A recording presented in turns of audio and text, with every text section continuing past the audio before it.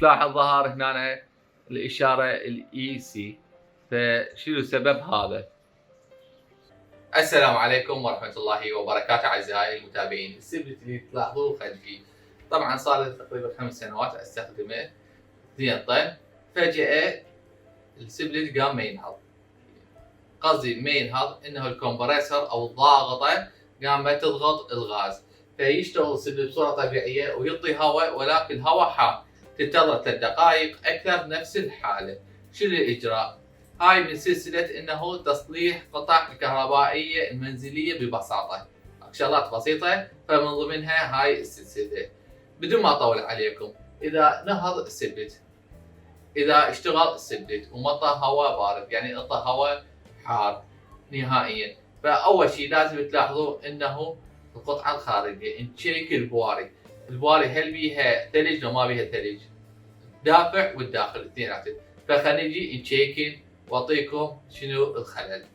لاحظوا معايا هذا هو السبلت، هاي القطعة الخارجية. بالنسبة إلى القطعة الخارجية أهم نقطة إنه تركزون عليها ألا وهي البوريات. لاحظوا هنا هاي البوريات، هاي البوريات نجي نشيكن لازم تكمشها، فنجي نكمشها. فمن تكمشها إذا ما بيها ثلج البوريات فأنت في السليم. شنو في السليم؟ يعني الخلل راح يكون عندك المتسعة. وين ألقى هاي المتسعة؟ خلينا نجي نشوف. هاي المتسعة اللي هي بدلتها، فالمتسعة بالنسبة لها تنتبه من تشتريها انه اهم شيء نفس المايكرو فارات، يعني نفس القدرة مالتها، فتلاحظ انت على نسبة القدرة وتشتري عليها. فبالنسبة لي القدرة هنا تلاحظ هنا 50 زائد 7 زائد ناقص. وين راح نلقاها؟ بكل بساطة هذا مو مشتغل، تفتح البراغي دار مدارة، تلقى براغي يعني فاتحهم للعرض، و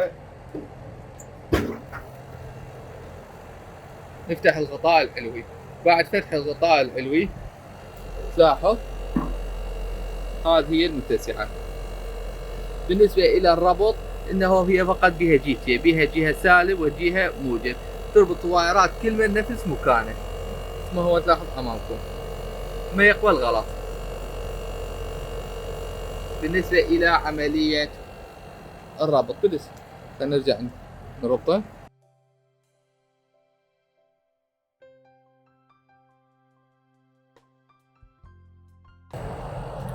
بالنسبة إلي من بدأت المتسعة اشتغل عندي الكمبرسر، ضغط اشتغل وبدأ يعطيني هواء بارد، ما عندي كلام. فإذا إنه البواري إذا ما بقت حامية ما بيها برودة، فالمشكلة وين؟ فقط بالمتسعة. بدل المتسعة سعرها 5000 دينار، موجودة في الأسواق بالنسبة إنه بالعراق يعني $2.50 تبدلها وتنتهي السالفة. تلاحظ هنا هسه فصل زين. الطريقة الأخرى، النقطة الأخرى، إذا البواري صار بيه ثلج، إذا البواري بيه ثلج أبيض، إذا هاي البواري تلاحظ هنا إذا البواري بيه ثلج معناتها عندك ليك، يوجد عندك ليك في أحد الأماكن. إذا أكو ليك، فإذا يوجد ليك فهاي شغلة مال فنيين ذوي الاختصاص لازم يبدلوهن.